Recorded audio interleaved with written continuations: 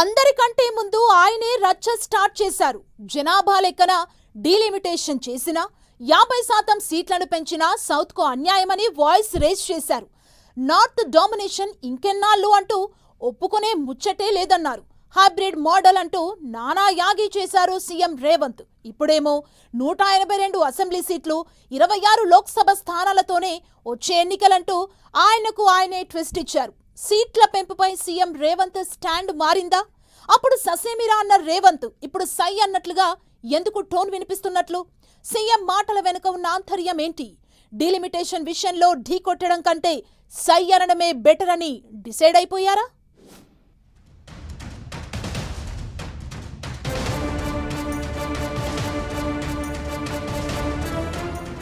Assembly, Lok Sabha సీట్లపై CM Revanth U turn. Assembly సీట్లు 182, లోక్సభ సీట్లు 26 అంటూ కొత్త రాగం. హైబ్రిడ్ మోడల్లో డీలిమిటేషన్ జరగాలని అప్పట్లో రచ్చ. ఇప్పుడేమో కేంద్రం డెసిషన్ కు తగ్గట్టుగా రేవంత్ స్టేట్మెంట్లు. డీలిమిటేషన్ విషయంలో రేవంత్ వెనక్కి తగ్గరా? Telangana CM Revanth Reddy latest comments political interesting topics అవుతున్నాయి. మధురలో జరిగిన రైతు ఆశీర్వాద సభలో డీలిమిటేషన్ పై ముఖ్యమంత్రి రేవంత్ చేసిన కామెంట్స్ సరికొత్త చర్చకు దారితీస్తున్నాయి. కేంద్రం చేపట్టిన డీలిమిటేషన్ పద్ధతిలో దక్షిణాది రాష్ట్రాలకు తీరని అన్యాయం జరుగుతుందని ఆ మధ్య అందరికంటే ముందే రచ్చకెక్కారు రేవంత్. హైబ్రిడ్ మోడల్లో సీట్లు పెంచాలని, లేకపోతే డీలిమిటేషన్ ను అడ్డుకొని తీరతామని పెద్ద ఇష్యూ చేశారు. కట్ చేస్తే డీలిమిటేషన్, ఉమెన్ రిజర్వేషన్ బిల్లును కేంద్రం వెనక్కి తీసుకోవాల్సి వచ్చింది. త్వరలో ప్రారంభమయ్యే పార్లమెంట్ సెషన్స్ లో కేంద్రం మళ్లీ డీలిమిటేషన్ బిల్లు తీసుకురాబోతున్నట్టుగా వార్తలు వస్తున్నాయి.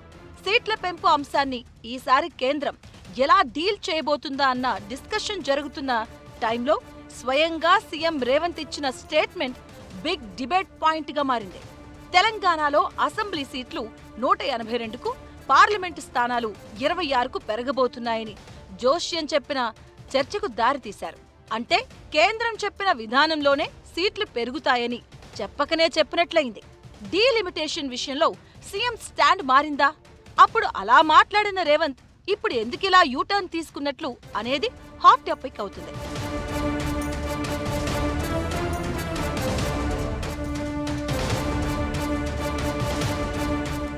జూలై 20 నుంచి పార్లమెంట్ సెషన్ స్టార్ట్ కానుంది. మరోసారి డీలిమిటేషన్, మహిళా రిజర్వేషన్ బిల్లు చర్చకు పెట్టి ఎలాగైనా ఈసారి పాస్ చేయాలన్న పట్టుదలతో ఎన్డీఏ ప్రభుత్వం ఉన్నట్లుగా చెబుతున్నారు.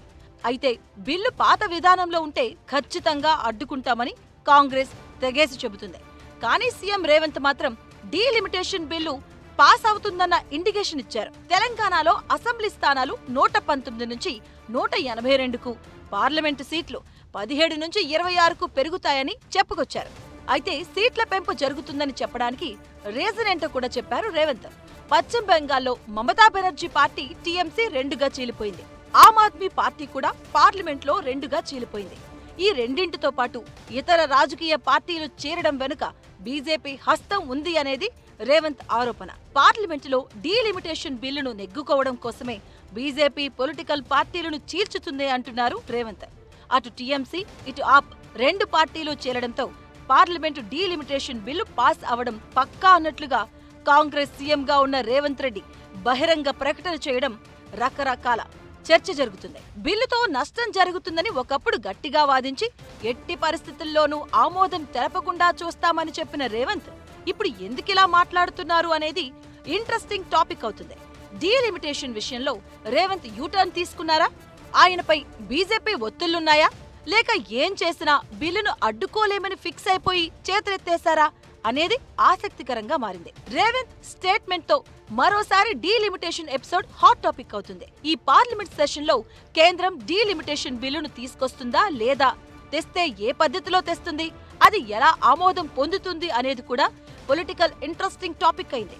అయితే బీజేపీ నేతలే ఎవరూ బిల్లు పాస్ అయిపోతుందని ధీమాగా ఇప్పటి వరకు చెప్పని పరిస్థితుల్లో సీఎం రేవంత్ రెడ్డి మాత్రం డీలిమిటేషన్ అయిపోయినట్లే అన్న ఇండికేషన్ ఇవ్వడం ఇప్పుడు హాట్ టాపిక్ గా మారింది.